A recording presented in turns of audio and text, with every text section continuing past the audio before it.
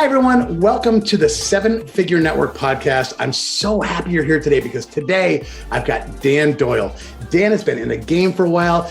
He's a fellow competitive athlete. So I love speaking to other folks who've really earned high levels in athleticism and in business because the two are very comparable. And even if you haven't been an athlete in the past, you're going to learn some stuff from today from Dan that has driven him to success. And a couple of these little gold nuggets might be able to get you there as well. So Dan, thanks so much for being on the show. I'm really glad to see you here today. My pleasure, Matt. I can't wipe the smile off my face because we just had a great laugh. We get on so well, and it's led into the start of the program. So yeah, thanks for having us, mate. Really appreciate it. Thank you, bud. Yeah, it's so much fun doing these when I've got a friend on the other side, and we don't even know each other. We've only met twice, but we're just such fast friends that these are the interviews that I love the most because not only can we just have fun together, but we're going to dig deep. We're not afraid to ask each other the hard questions because we know it's going to help out. So let me start right from scratch here. What drove you into this industry in the first place? You've been in here for a long time. Again, you've had great success in both business and athletics. What made you decide that network marketing was something you really wanted to chase full on? Well, I don't recommend that people go through what I went through to get to where I am, for sure. I wasn't looking for this industry. A product found me. My background is in traditional business. I came from corporate, working for one of the big four banks back in Australia, to building and selling traditional businesses, starting in the health and fitness industry. And then unexpectedly, I started building and selling businesses in all different industries, in the security industry, hospitality industry, the construction industry, and became very, very good at doing this. I mean, which was sort of bizarre because I dropped out of school and my father wanted me to do the best I could, obviously, in education and put me through private schools and to have a better job than him. So him thinking with me dropping out, I was going to be a failure. So I had to prove to him that I could be successful in life. So that was one of the things that really drove me. And I was very successful in traditional business, built these 20 incredible businesses over 20 years. And as I was building them, sold them and started building from inception again. And it was a great journey, great ride. I never had a trainer, teacher, mentor, anybody to help me through that. If I knew they were sort of available at that time or somebody was out there that could help me. I never thought of that nobody put their hand out or did anything to help me in regards. So I was self-taught in traditional business. Had a great life, very physically fit and healthy. As you know, I was an athlete playing many sports, rugby, judo, gymnastics, aerobics, surfing. Finally got into bodybuilding, which was the love of my life and passion for many, many years. Started picking up weights at the age of 13. Arnold Schwarzenegger was somebody that I followed through his path in life, and that inspired and motivated me too, not just in bodybuilding, but traditional business as well. So I got to, I had a really good time through building traditional businesses. We went into flipping properties, very successful at that. My health was brought unstuck by using a horrendous weed killer, which is out there, which a lot of people do know about. Lost my health. Not overnight, took several years, but people think they do lose their health overnight. So I was sort of moved from working with doctors for a lot of years on what I was going through physically to finding out that I really had to help myself after what they could, or real more to the point, couldn't do for me. And moved to what I didn't believe in, which was alternative functional natural medicine. And did many things to try and help myself for a couple of years with an alkaline diet. And this is where a lot of people were coming to me with network marketing products. And it was very, very hard for me to purchase products from them because I was the guy that didn't believe in the industry whatsoever. So if you came to me 10 years ago with Amway this way or that way, I would have definitely run the other way. And I'm not bringing up Amway because I wanted to pick on them, but it just rhymed with everything else. So I tried a lot of things. There are a lot of things that I tried that unfortunately didn't work for me, that people recommended. My alkaline diet didn't work. So after many, many years, I was still in trouble with my health. A friend of mine reached out with a particular product started on this product and substantially turned around my health just in a short few days. So it was really the product that got me into the network marketing industry, selfishly for my own sake, for my health. But obviously, after I started getting results on the product, you can't help but to talk to people. And I think the biggest regret that I've got really would be waiting 5 months before I started sharing this with others. So what I have learned is that this industry, particularly if you've got a good product, a unique product, something that people, want, something that they need, it's the best business model that I've ever come across. And I've been in a lot of other business models, traditional business and whatnot. So, yeah, it was only a fact that I lost my health and a byproduct of losing my health that got me into the industry. And I was only talking to somebody today, and I'm thinking to myself, if I was still in traditional business, which I would have been if I didn't lose my health, I wonder where I would be these days, because maybe it wouldn't have worked out because of what's happening around the world at the moment. So I probably would have been in a lot of trouble financially, whereas, we did lose everything financially when I lost my health, but it was this business model and my passion, my determination and perseverance and, just what I know that the opportunity could do for people that really got me moving in this industry. Now, you've made a very good point in that your quote unquote regular businesses, you're not really sure where they'd be right now because of these last couple of years. Speaking specifically about the network industry, marketing industry, we know that, some people have done this. It's just been unbelievably crazy growth over the last couple of years. Some folks really hit a plateau. Other folks drop like a rock. So can you tell me a secret or two of what you've done during lockdown to keep that growth moving and keep moving forward in this specific industry? Because we know that your other industry probably would have, I don't want to say failed, but certainly suffered. This industry specifically, what's been your secret over lockdown to keep everything moving, not just for yourself, but for your team as well? Yeah. Traditional business could have worst case scenario failed for sure. You know what? Big transition. Obviously, we had to evolve and pivot with what's happened in the last 2 years.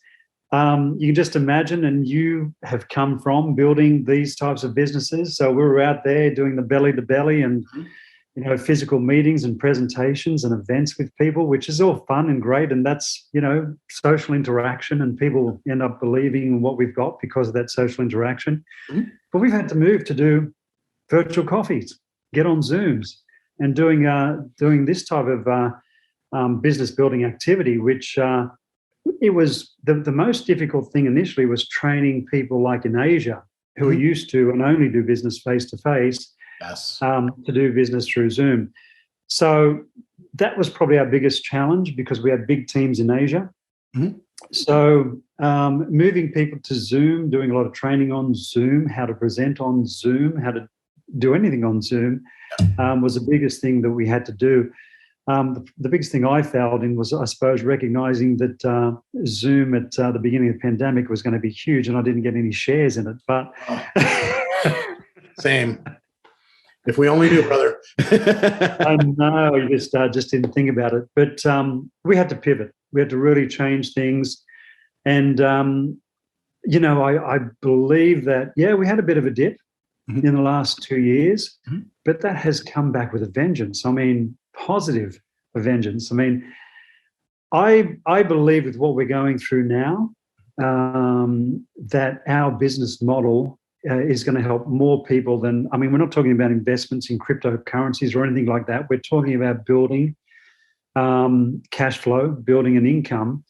We're in the most phenomenal place in history in network marketing at the moment, I believe. So this is our time for sure.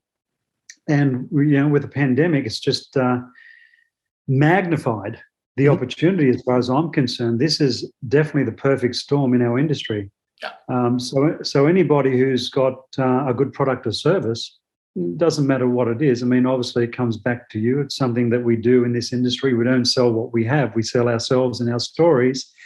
Is to get out there with our passion and excitement, without selling, what we have to people and just sharing.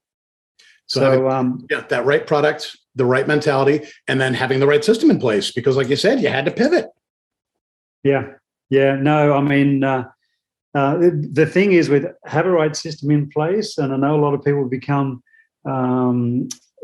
conference call tourists, and that's all they do in their lives. They don't tend to build their business. They're just on calls all the time. But if they get on the right calls, like a podcast like this, and get some great information that's going to help them keep their business, building their business simple, a simple system with plugging people into enough information to keep them moving and not getting to that analysis paralysis, which people do. And, people all of a sudden in 12 months' time are still at the same spot they are today. That's key. Yeah, just don't confuse people. Nice, simple, basic system. And the other important thing is support. Become that servant leader. Never say no to your team. And duplicate these basic things and basic principles of the things that we need to do when building a business like this. What would you say? So we just talked about growth. Now let's go to the flip side of the coin. Let's talk about retention. What would you say have been your keys to retention? And I don't mean just over the last couple of years, because you've been doing this for a really long time. So I'd love to get, a couple, 2, 3 tips out of you if that's what you have. But keys to retention. And again, thinking about before when things were normal, quote unquote, when we could sort of run this industry any way we wanted and be successful, compared to, the last couple of years where everything really had to change and be done in a very finite way. What have you been able to do, again, personally, and what you've trickled down to your team to keep that retention in place, to make it so people aren't, just coming in, under a huge promise. Next thing you know, they have their first little roadblock and they're out of here. How are you stopping them from jumping ship after that first little blip? So that's a great question. So, I mean, what is the most important thing in any business, regardless of the business model? It is retention of your customers, for sure. If I go back, though, people ask me what I did to get the business really moving. And obviously, we've got to get people on board before we can retain them. I not only got into my contacts, regardless of who they were, but I never depended on anybody to build their business themselves. So I tapped into my team's contacts very, very fast, extracted that, that 10 to 20 most influential list that they've got. And I had that list, and I used those to fill in my gaps with my downtimes and the white spots in my calendar. Gotcha. So I utilize that. And would you believe I built somebody to a diamond business without them absolutely doing anything at all, just with their contacts? You hear stories about it. Sure. So in regards to retention, customer experience is so important. It's key. And, I don't want to say, well, here, Mel, here's our product. Here's it, you bought a heap of it. Hopefully it does this and this, this and this. Good luck. See you later. All of the best. Yeah. You just can't do that. So the most important thing as far as customer retention is supporting that person regardless of what they want to do with the opportunity, whether it's the product for their health, whether it's the opportunity to build a business. You need to give them a chance to be there to support them. Obviously, in our industry, we say we run with the runners, we jog with the joggers, and we walk with the walkers. You can find out who they are when they get involved in what we're doing. Literally, give them 3 months. What I mean by that is, if somebody is on a product plan because they want to improve their health, they've got health goals, or if they actually want to build the business, I make sure that the team, and it's a simple sort of equation, reaches out to that person every single day for the first week, every second day in the second week, every third day in the third week, and at least once a week moving forward. And you want to guide them and support them for that first 3 months to recognize the wins that they're getting on the product, the product experience. Or, as you know, something is very important, try and get them to earn commissions if they're building business in the first 2 weeks. Yes. Shortest time possible. So I work with my team very fast if they're building the business. So we want to sort of, whatever the compensation plan or structure is, binary qualify them, get them to earn a check in their next week, or help somebody to recognize a win on the product experience as quickly as possible. Yeah, for sure. the follow-up philosophy you have of, calling every day, then calling every other day, do you use some sort of software or mechanism to control that? You an old school pen and paper guy? How are you getting your folks? What are you teaching your folks as far as technology, if they are using technology, to keep up with that follow-up strategy that seems really powerful? Yeah, it's funny. I'm the most technically challenged person on the planet. I have a pen in my hand right now. I've actually got 2 of these. Not one, but 2 planners. And what's surprising about that? And not saying that the electronic side doesn't work, and however you keep your data, or you do your follow-ups, or whether it's a CRM or whatever it is. In our business anyway, the most successful people in our business literally have got planners, Post-it notes, and whiteboards. So, old school. For me, I love to walk into my office, and I love to see around a room my whiteboards and Post-it notes and planners. So everything's there. I know exactly what to do, who's where, what I need to do, what's what, and I just go for it. Not that I haven't got the day planned, but visually seeing it like that for me makes a lot of difference. Yeah. So, and I suppose I go back to, these people that do build the business like that, call them old school, call me old school. We're the ones that are keeping things simple as well. So I'm finding the people that are really doing too much training or getting people bogged down, their business just is not moving like other people in this business, for sure. It doesn't seem duplicatable. If you're overcomplicating the situation, you take the duplication aspect out of it, and then you can't possibly win. Nobody wins if there's no duplicatable process. No, not at all. We're dealing with different cultures and nationalities and people with different religions and the beliefs and values, and it's just you've got to really blend in and mold to, I suppose, what they sort of are asking for or require, or what their needs are to build a business like this. So, and I'll give you an example. There's a particular the Polynesian community. It's just exploding within our business, and the training side just doesn't gel with them. They just like to bring people on board and enroll hundreds and hundreds of it. So we do whatever works for, as I said, that particular culture or nationality. And for me, it's always been, and I've done this in traditional business too. Have a plan, have a strategy. Obviously, it's important, but keep it basic. I think one of the most important things that I've learned through traditional business and now through network marketing is, and we had this discussion earlier on, this is all about you. This is all about people listening to this podcast. This is all about you benefiting from hopefully getting a few gold nuggets here, a few takeaways that can help you to build your business, regardless of what business model that is. So for me, my team's goals are my goals. I want them to help them achieve whatever they want to achieve. Not just because I've got to the point or to the level within my business, but that's always how it's been. If I go back to traditional business, I had one company that had over 1,000 staff. Wow. And I knew not only every single one of them, I knew their families, I knew their personal situations, I knew their financial situations. And because of that, and because I could talk to them and help them at that level, I got the best productivity. They turned up for work, they were on time, and they did a great job. Yeah. Do you think that that's from your sports background? I know we were going to talk about this a little bit, and I guarantee that the fact that you've become such a great leader has to have something to do with your sports background. Tell me a little bit about your deep love for athleticism and what you think is actually transferred over to the network marketing industry from that. Yeah, it just comes down to one word that we do get from what we go through in sports as an athlete, and that's discipline.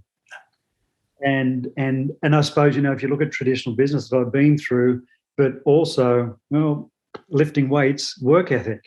Yeah. If you're not putting in the work, you're not getting the results. Those biceps aren't growing.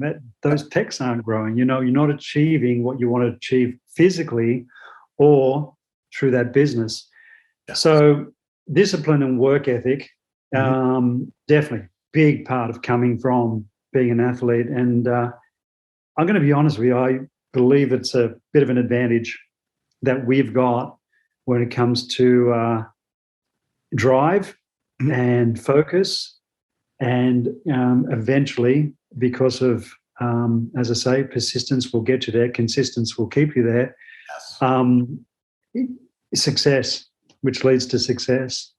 So I think, even if you're not an athlete, if you haven't been an athlete, if you haven't owned your traditional business, just bring in that work ethic, bring in that discipline, and make sure that you're persistent in what you're doing. And then once you get to where you need to go, be consistent. It's funny because Conchetta and I actually joke about this fairly often. Something that you said just really made this pop in my head. The big guys in the gym are always friends with all the other, and I'm 265 pounds. I'm a big guy. All the big guys are always friends with each other because we all know how hard we worked. It's like she always feels bad because, you've got these beautiful cardio girls and they never talk to each other. There's this weird thing that they, always have this strange, beautiful girl to beautiful girl competition going on. But the biggest, strongest guys in the gym are always the best buddies because we know how hard we worked. We have such respect for each other for the incredible amount of work we put in. And I think that transfers over to this. It's just like you said. It's so funny. Hey, I want to talk. Go ahead, please. I'm sorry, mate. You got a wall behind you. I would have loved me and you to be two flies on a wall back in the Arnold Schwarzenegger and those guys, the Frank Zanes and all those guys. It would have just been absolutely amazing to see and hear what they went through. Those were the good old days. I was lucky enough that my gym growing up in high school was owned by Mike Katz. So Mike was there every day. He was he wasn't Mr. Olympia. No, he was Mr. Olympia, Mr. World, so I got to see a lot of those guys growing up. So it was super cool to be surrounded by the big bodybuilders, back in the 70s and 80s. It was a different time, my brother. He just had to work his legs a bit more. That's all. Yeah. Hey, one thing I want to ask you about international expansion, because I know you talked about that a little bit, and we talked about Polynesia, the Polynesian growth curve. What have you seen in some of the other international companies? Because I know that, some folks that are listening right now have companies that are, only based in Australia, only based in Germany, only based in North America. I know you're lucky enough that you're in a company that's very internationally known and grown. So where have you seen the international market go over the last couple of years? Have you seen that go up? I mean, again, I know every country is going to be different, but I know that you dig really deeply into, the ethics of the area, the spirituality, their true beliefs. So where have you seen the international market change over these last couple of years? Yeah, sort of one question leads into me thinking of something else, and I'll lead into that. Just in regards to, all right, well, I'm thinking Asia straight away, obviously. Yeah, please. So I'll talk about that, but where was I going with this? I want to make sure that nobody gets the wrong impression, or end of the day we're not talking about the company I'm involved in. When you're looking at getting involved in a company, there's a lot of things you need to check out. Obviously, for me personally, the thing that I teach to anybody, whether they, even if they're looking at something else, they're getting involved in something else, could be traditional business, could be anything at all, is I would never get involved in a company that's under 5 years old.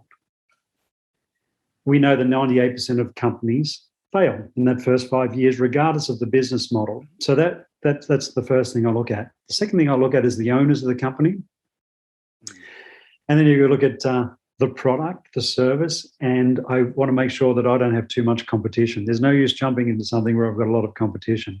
Amen. So obviously the compensation plan, I want to be paid well for what I do.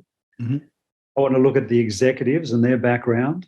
And there's also, for me, the ethos of the company, their principles and values. So very, very important, not just to jump into something because of the excitement, the fanfare, the rah-rah, but definitely because, you're literally putting the most valuable asset or the most valuable thing that you could lose, which is your time, because that's the investment in what we do.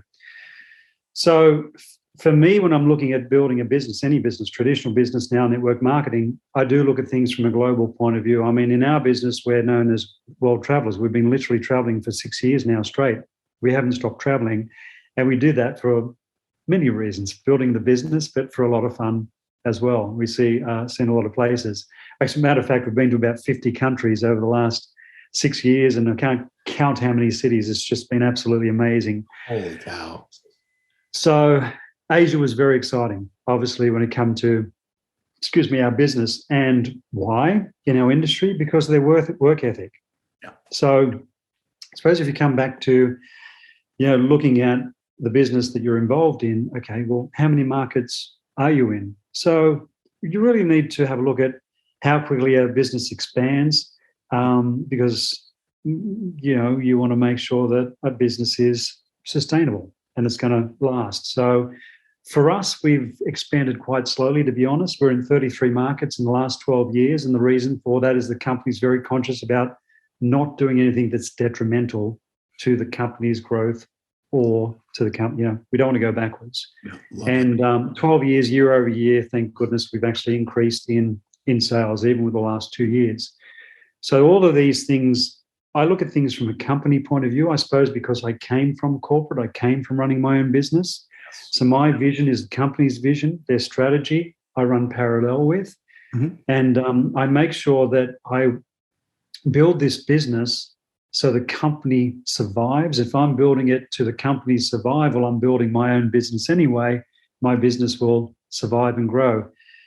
So Asia is a super exciting market. You can get somebody that comes on board in Asia, in Malaysia, in Hong Kong, in the Philippines, in Thailand, these are just some of the markets that we're in, several markets, but there's so many incredible markets. There's South Korea, Japan.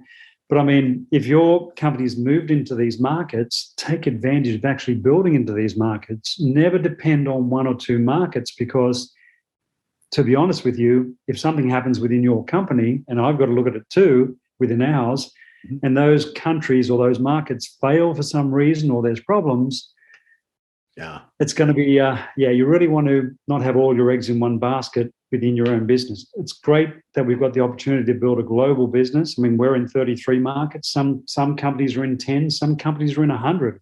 Right.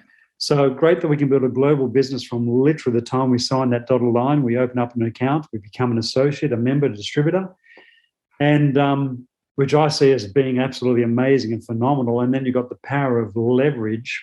Mm-hmm. For me personally, bringing on 80 people in the last 7 years, turning it into over 30,000 people in 33 countries just absolutely blows my mind. But that's the power of this business model. Yes. So, mate, Asia is a very exciting market. Bringing on one person in Asia can literally turn your business around overnight. Wow. Yeah. Wild. So now I want to talk about some of your goals, because you're moving forward, you're building a business and you're building a legacy. So I know people are listening, they're hearing your nuggets, they want to know what you got going on. So tell me, Dan, what are your 6-month goals for your company?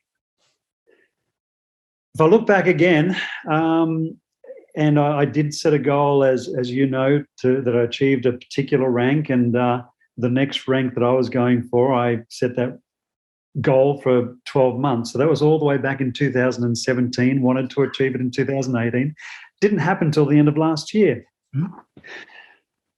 But that's consistency, and that's grinding away, and that's not wasting. I always say, don't waste time with people that waste your time. Sounds terrible, but it's true. We can say we can lead somebody to water, but we can't make them drink. Exactly. You don't want to be bashing on your sister's or your brother's door and trying to make them, get into your business or get on the product. Mm-hmm. Just move on. Just move on. So, incredible rank. I got personally to presidential diamond in our business, which is the second highest rank in our company. Awesome. Which is a great finish to 2021 after the year that we all had. But there's not really the bite-sized 6 months goals that I have. It's really aiming, obviously, one, to go as hard and fast as possible to get to the highest rank in our company. But I suppose I'm looking at beyond that, because I always say to people, if you're going for a particular rank, always go for the one higher than that. Yes. And then you won't be disappointed. You know what I mean?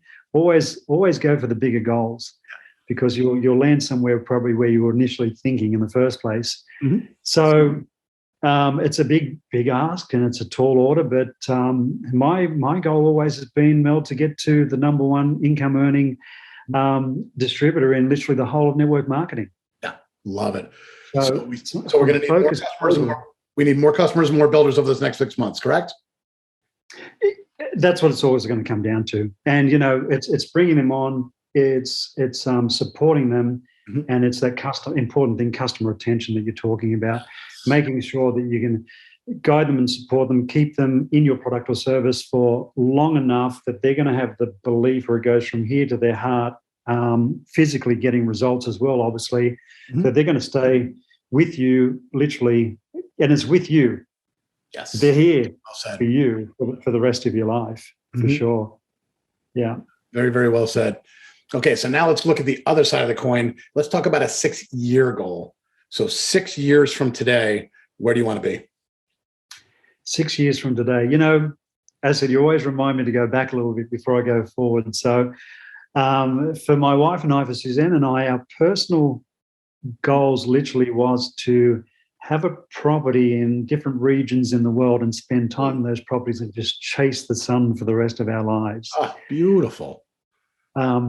Last year, thank God, we it came down to the work and effort we put in. As you know, the harder we work, the luckier we get. We purchased a property in Hawaii, so we've got a base for the Americas. We do settle on a property in Australia in the next few months, so we'll have a base over there, and then Europe will be the goal after that. So the pandemic slowed us down in regards to achieving all that, but that's coming to fruition now and coming to play. So that will definitely happen. Long term, 6 years. Yeah. Wow. I mean, it's funny you say that, because I haven't been in the business for too much longer than that. It's only been 7 years. That's like twice as long. And if you look at the number one in our company, she's sort of taken twice as long as me to get, anyway, into the sort of same levels as what I did. But, when you're looking at all these goals and what we want to achieve and our targets, it just comes down to our own efforts. So 6 years, wow. And I know it's going to fly. And I don't know what it's like for you or for the people listening to this, but these years, to be honest with you, seem like months now. They're just going so fast. I can't see myself being retired, because I've got this purpose-filled mission, and I know what we have can do for individuals in so many ways. So I always said, Mel, I never leave anybody behind with what we do. So anybody that is coming on board, and that's people every day, I'm playing catch up, and I'm never going to leave anybody behind. So I just can't stop. So one way or another, I know I'm going to be still involved in the business and still building it actively and still sharing this with people. That's for sure. Whether my goal is achieved in 6 years of getting to number one globally, as far as the earner in all network marketing companies, I don't know. But as I said, I'm not going to stop, and I'll never stop after that fact anyway. Not out of greed. Literally just comes down to helping individuals. So 6 years' time, I'll be 60. Big 60. And I suppose I'd be hoping to take a bit of a step back. We can't talk about how this industry can create passive or progressive passive income or anything like that, because it still comes down to us working it, which I'll continue to do. But financially now, and I know in 6 years' time we'll have nothing to worry about. I think in 6 years' time, and this has been progressing every year, we'll be moving more and more into spending a lot more time with humanitarian projects. And that's what we love doing. We love animals, helping animals, cleaning up our planet, making it a healthier place to live. So, we do to put a lot of time and our what we earn into various things now. That's just going to happen in a much bigger way. But probably I'd be splitting up 50% of my time in doing various projects and 50% of the time with the business still. So, that's where we'll end up landing, I think, in about 6 years. Yeah, I love it. It's funny when I talk to, because we're in our 50s, other folks were in their 60s. It seems like whenever I ask that 6-year question, it's all about legacy. It's all about, I've gotten here, I've gotten there, I've got the system in place that I know I'm going to keep building for the next 6 years. It won't be a problem. I'm going to affect so many more people, make so much more money for them, for me, for everybody else. But the legacy I'm going to leave behind seems to be so important. And, that's why we've always loved working with health professionals, because we know we leave a massive legacy when we deal with that audience and health, sort of products. So, Dan, thanks. Go ahead, please. I was going to say, I've never, as successful as we were in traditional business, we still didn't have the money to help the people that we wanted to help, to do those projects, work with those charities and foundations. Yeah.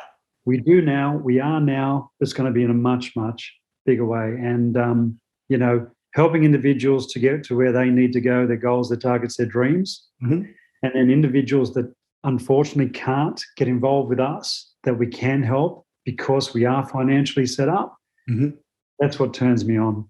Yeah, that's great, man. I love hearing it. These are the stories that make me want to do this. These are the stories that make me love this. And again, I've said it once, I've said it 100 times. We don't call this the 7-Figure Network Podcast because we're forcing you to want to have a 7-figure business. We just want you to surround yourselves with people like Dan, people who are 7-figure thinkers. For us, it was always doctors and health professionals. Put yourself in a 7-figure network that will give you the ability to build your own 7-figure team, but it's still your choice. You can do this how you want. You can leave the legacy you want. So Dan Doyle, thank you so much for being on today.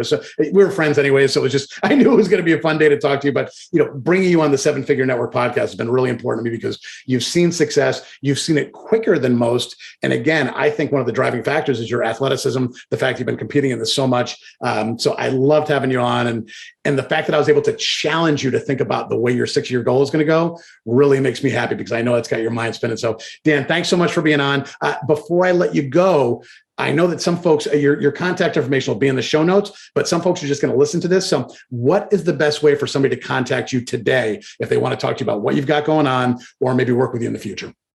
Yeah, sure. So I've got a personal website, dandoyle.com, nice and easy, dandoyle.com.